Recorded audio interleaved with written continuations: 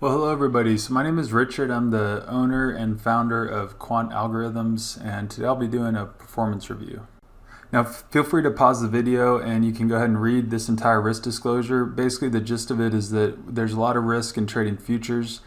The past results are not indicative of future results, and I am not a CTA. We're what's called a third-party trading system developer. These algorithms are traded under what's called a letter of direction. And so with that, we'll go ahead and get into the results. So first I'd like to just cover the performance of the S&P, just kind of the broader market throughout 2020. As everyone knows, we had a pretty big market shock in February and March, and that was caused obviously due to the pandemic. Since then the market has rallied off those lows, but what I wanted to show here is just if somebody was simply buying S&P futures, this is kind of what they would have done throughout the pandemic. So they would have actually been at a small loss in January, a loss in February, a loss in March, and then the rally began in April, May, June, July, August, and then a pullback in September and October, followed by a pretty strong November, and then gains in December. And this bottom chart is just a weekly chart of the S&P. And I only bring this up just to because we'll come back to this as we talk about how we did primarily through January, February, March, since that was the point where the market was the most volatile. All right, so I'd like to start by showing the swing trader and the wave trader performance, and then after that we'll get into the pro and the crusher.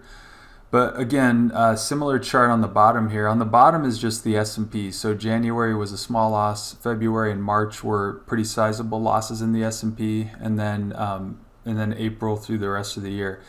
What the top chart shows is how the wave trader did and how the swing trader did. Now, the wave trader is the yellow and the swing trader is the green. And so what I want you to focus in on is, number one, the final results for the wave trader was it was up about 54%, and the swing trader was up 31% through 2020. So if somebody started in 2020 with a 20K account on the wave or the swing, then by the end of 2020 they'd have 30K and then 26K. Now these results do not include any kind of compounding. They do not include the algorithmic trading fees, but they do include all the brokerage fees. The one-time fee that we charge is not included in this though. The one thing I want to point out though is February and March. If you look here, notice how March was a pretty big losing month on the S&P. Again, that was kind of right in here. Well, if you notice on both the swing trader and the wave trader and the swing trader both were incredibly profitable in March. And so that's one thing I want to key off on, and something that I'm really proud of how we did. In fact, how we handled March was really good. Now February though, you'll notice here that the wave trader did really good. The gains were a little bit over 10% in February. And notice how the swing trader had a pretty big loss there. Now that loss, of course, is already included in the 31%, but we're going to circle back to February, and I'm going to show you some charts to explain why that was. But notice also in January, both the wave and the swing were profitable, while January was down. Now the reason why I'm highlighting how we did in the first quarter is because the S&P was going lower, and for the most part, the algorithms actually handled this part really well. The wave trader was profitable every single month, even though the S&P was going lower, and the swing trader was profitable in 2 of the months out of the 3. Now, as the market started to rally, we did have some losses in April, had some gains in May, some losses in June, but then notice how good July and August were. That's really where the algorithms kicked into gear and had some really solid gains. September and October was a miss for us. We had losses there, but then November and December, we for the most part tracked the market, except for the wave trader, which was actually down a little bit. But overall, throughout 2020 and the pandemic, we did really well on the wave trader, 54%. The swing trader did decent. It was up 31%. Now, we're going to look closely at February though, and I'm going to show you one trade that accounted for the majority of the losses that we're seeing in February on the swing trader. But this is, bottom line, this is how we did in 2020 on these two algorithms. So let's look at the pro and the crusher now. Now, of course, the pro trader and the crusher, those are the algorithms that we have that trade on a 30K account size. And as this data shows, they really didn't do that well in 2020. Primarily, this is due to one of the day trade algos that it was using, called the gap short. And this is an algorithm that we're looking at modifying or possibly even dropping. There's also a subtle change that will be made to the breakout algorithm to help account for this. But these two algorithms didn't do well. The S&P Crusher closed down about 10% for the year, and the Pro Trader down about 6%. Now, the majority of those losses, though, were seen on one trade in February, and unfortunately, we can't back that out. But but as soon as I show you the trade, you'll kind of see what I mean. It accounted for about a 5K loss, which if that trade didn't exist, if we were somehow magically able to back that out, then both these algorithms would have been profitable. So in a lot of ways, the algorithms handled the year fairly well. They would have been up, be it not for this single trade. Now, the trade is part of the history, though, and it is what it is. So there's nothing we can do about it. But when you look under the hood as to what was going on in the Crusher and the Pro, they actually didn't do too horrible. Now, September was also a pretty rough month for these, but that wasn't a single trade. That was a few trades that we had. And so September was a little bit more of a normal kind of loss where you had a few trades that were losers. Where again, in February, it really came down to a single trade that occurred on that we closed on the 24th of February.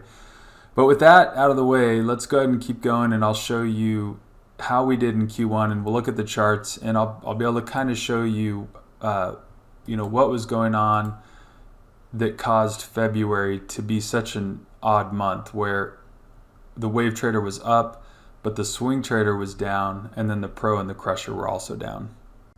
Okay, so the Momentum ES algorithm is one of the algorithms that's used in the swing trader, the S&P Crusher, and the Pro Trader. This is a chart of that algorithm, and you can kind of see January, February, March, and then April begins over here.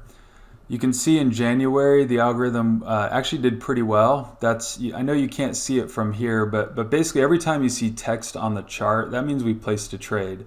For the most part, the majority of the trades were winning trades. We had a small loser right here, but then a bunch of winners. But then as the market rolled over, we took a few losses, and that's really what started to drive the losses that we saw in February.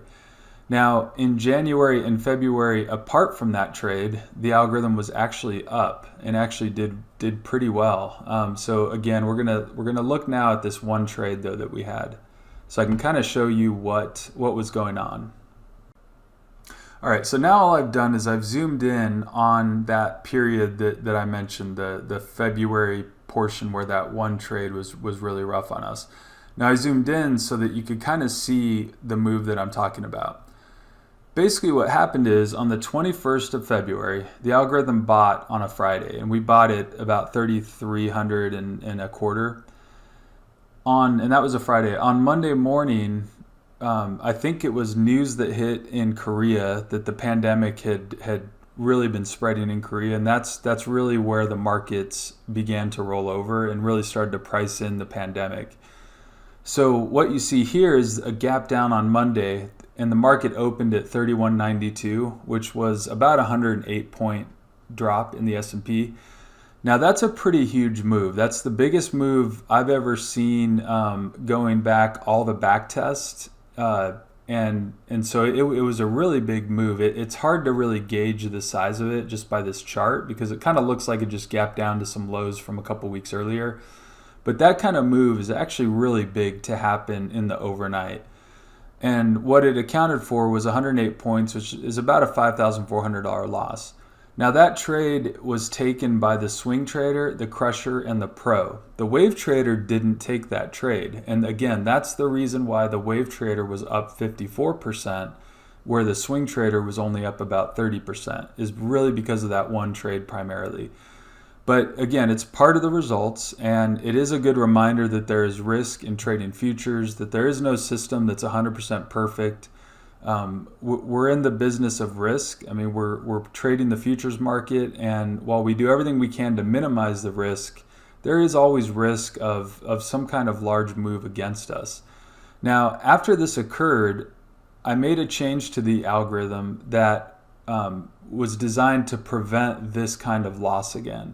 And I'm going to talk about that probably in another video, but basically what I did is instead of buying the futures, we made a change to where we would place bull put spreads. In other words, I don't want to confuse things, but we basically do an option trade that allows our maximum loss to be quite a bit smaller than the 108 points. It becomes more of around a 25-point max loss, depending on the amount of premium we collect. But I bring that up only to mention that we're not, I'm always monitoring the algorithms, and if something happens that rattles the market, I'm always there to be able to do what I can to make a change to help improve things. And it turns out that the change that I made with the bull put spreads was the correct choice. In other words, as we went forward after February, the algorithms did incredibly well, and that was because we were able to take advantage of the rapid move off of the lows using the bull put spreads while minimizing the risk. So we didn't have to face the potential for a 100-point drop against us. But I think that's probably enough on that. I do want to show you now, though, this other chart that shows the Geronimo algorithm. So this is the same algorithm, but it's used in the wave trader. It's a long S&P. Notice how there was no trade taken here, and that's really the big difference. And just to one more time show you this one, this is the momentum ES used in the swing, the crusher, and the pro. And notice how there's a lot more trades in January and February, and then as the market rolls over, there's a few trades before it gets out of the way. Now notice though, as the market dropped, it did the right thing. It did get out and didn't get back in. This is all automatic. The algo did this. There's no human intervention here. But if you look at the Geronimo, you will notice that it shut off a few days before, actually kind of mid-February, and it turned out to time this perfectly. I mean, it really couldn't have timed this any better. So one of the nice things about the pandemic is it was really able to test the algorithms in a way that we hadn't really been tested before. And I know a lot of system developers went through this, where you suddenly saw big gaps, and that wasn't the only big gap, by the way. You saw another huge gap in the markets here, another huge one here. And so it kind of became quite a bit more normal, these big gaps. And here's another big gap here, another one right here. So being able to do the put spreads instead of going long the futures is the reason why we were able to take part in the rapid pop off of the lows. All right, so I think that's enough on Q1 though. So now what I want to do is just go back to this chart and kind of summarize the performance. What this is showing is just all four systems along with the S&P on the bottom. All right, so like I said, here's the four systems along with the S&P on the bottom. And again, I guess I'm really beating a dead horse here, but you'll see in February, 3 of the algorithms were down. The wave trader was actually up. Wave trader outperformed the S&P in a huge way. And again, that was that one trade. Let me now look at why. So you might be wondering, well, how was March so profitable? When you look at this chart, you just don't see a lot of trades here. In fact, you don't see any trades. So you're probably wondering how were the algorithms profitable? Well, those of you that follow us know that we also trade the 10-year note, and these results actually combine the S&P and the 10-year. So this already includes the 10-year. But what I'll show you now is just how the 10-year did in Q1 in that same period. And so that's what this is showing here. Now, it's a little bit harder to see on the bottom, but over here is January, over here is February, and then March, and then April is kind of over here. And again, I realize it's hard to see what's going on here, but what I want you to see really is not necessarily each trade, although the trades are listed here, but look at how the algorithm was in and out of the 10-year throughout this spike in the 10-year. And this spike in the 10-year, by the way, corresponds to this drop in the S&P. So that's why we trade the 10-year. But notice how we had 11 trades in Q1. They're all listed right here. 82% of them were winning trades. We had 9 winners and only 2 losers. And the total amount gained was a little bit over 8K. So the 10-year did exactly what it was designed to do and excelled. And the reason why we were profitable in March is because of the 10-year. So these gains were really from the 10-year. Now, you will notice the crusher and the pro were not up quite as much. The reason why is they had a few day trades that were not profitable, and so that's kind of what impacted their performance. But yeah, so again, here's that same kind of thing I've been talking about, but Wave Trader profitable in February, the other three weren't. All four were profitable in March. That's due to the 10-year note, and that's all while the S&P collapsed. Now, you can always pause this. You can go to our website and look at the tear sheets of each algorithm, and it'll show all these results in kind of a table form. But this gives you just a basic idea of how we did. A lot of people think that this algorithm is just correlated directly to the S&P. In other words, when the S&P's up, we're up, and when the S&P's down, we're down. That's just not the case. It just simply is not the case. And the reason why is because, again, we trade the 10-year, and it's a market algorithm that is looking to get out of the S&P as the S&P is rolling over. And so that's the reason why there are months where we outperform the S&P by quite a bit. And usually what will happen, it's not always the case, but if the S&P closes up like it did in July, August, a lot of times we'll get these really big months on the algorithms. And so they tend to outperform on the up months and tend to either do much better or maybe be slightly less than on when the S&P is lower. Another example that didn't talk a lot about, but in January, the S&P actually was down just a little bit, and all four algorithms were up. But that's the good. Of course, there's a little bit of bad too. I mean, if you look at June, the S&P was up, and all four algorithms were down. And so the other thing about this is a lot of times when the market shifts from going lower to going higher, a lot of times that is when we'll get a bit of a drawdown. But all in all, the algorithms handled the market, the pandemic, fairly well, I would say. The Wave Trader obviously did the best. Again, that was this one here where it was up 54%. The Swing Trader came in second place, being up 31%. And again, that one trade, if we didn't have that, you would add about 20% to each of these. 20% to the Swing Trader. Unfortunately, the Pro and the Crusher didn't do well, and those did close down. But again, if that one trade, then they both would have also been up. So I think we learned a lot in 2020. The market did behave in a way that was pretty tough to navigate. I know February was tough for a lot of people because of the magnitude of the moves and because it was something that just really hasn't been seen before. But now what I'd like to do is look at a summary of all four systems since we went live, and then we'll finish. Okay, so just to summarize, we have four systems that we offer. They trade on 20K and 30K account unit sizes. Since they began, so the Swing Trader and the Crusher began live in February 2017. That's way back here. And you can see the starting accounts are 20K and then 30K for the Crusher. The Pro and the Wave began in April of 2019, and so that's why they start here. Again, notice that the Wave Trader has done really well. It did incredibly well throughout 2020. The Swing Trader also has a great 2017, a really good 2018, a really good 2019, and then even 2020 it's been profitable. So it's really consistently done well since it went live. The Crusher is one that started out really well in 2017 and then had a bit of a dip in 2018. 2019 was really good for the Crusher, and then 2020 was down a bit. Same with the Pro Trader, although the Pro Trader did amazing in 2019, and then 2020 it was slightly down.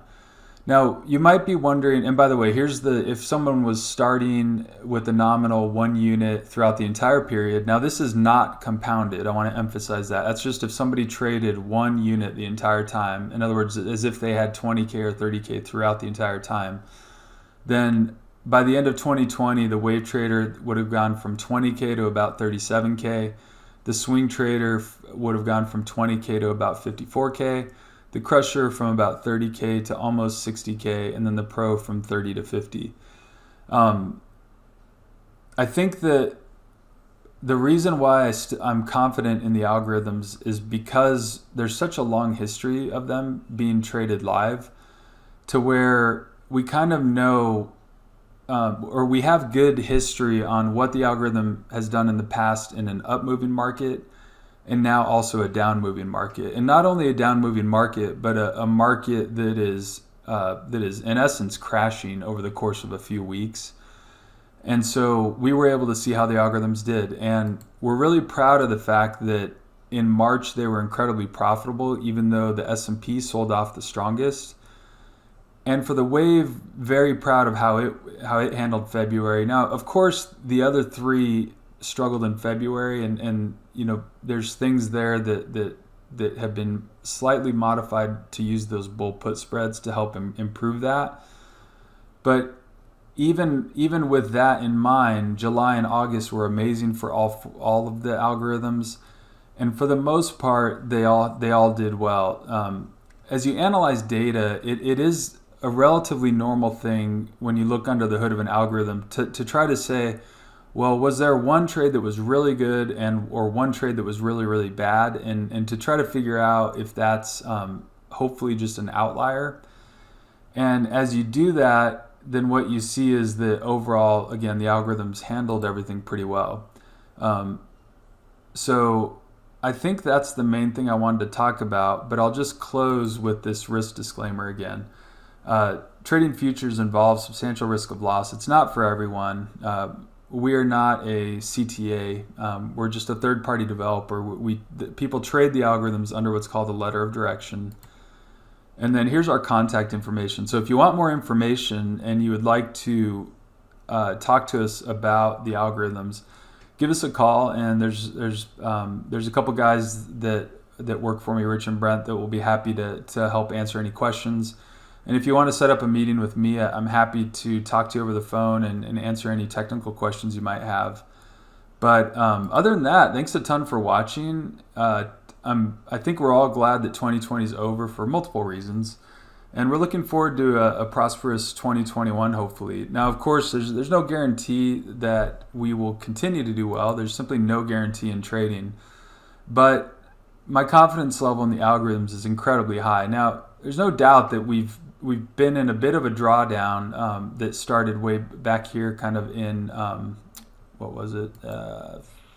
September. There we go. But the algorithms are already starting to poke their heads above that. And what we do see is that typically when the algorithms jump out of a drawdown, because we have drawdowns, every system has drawdowns. It's not a surprise. What you want to do, though, is you want to make sure that the drawdowns don't exceed the back-tested expectations. You want to make sure that your win rates are consistent with what you saw in backtest, and that your average gain per trade is also pretty much in line with what the backtest was. And as long as those things line up, then there's no reason for us to not have confidence in the algorithms, especially the wave trader and the swing trader, which actually were quite profitable in 2020. The Crusher and the Pro, I still believe in those as well, even though they were down this year. I think in 2021, my expectation is that they will do very well. We've already made one change to the gap short and then the day trade as well to try to improve the performance on those ones.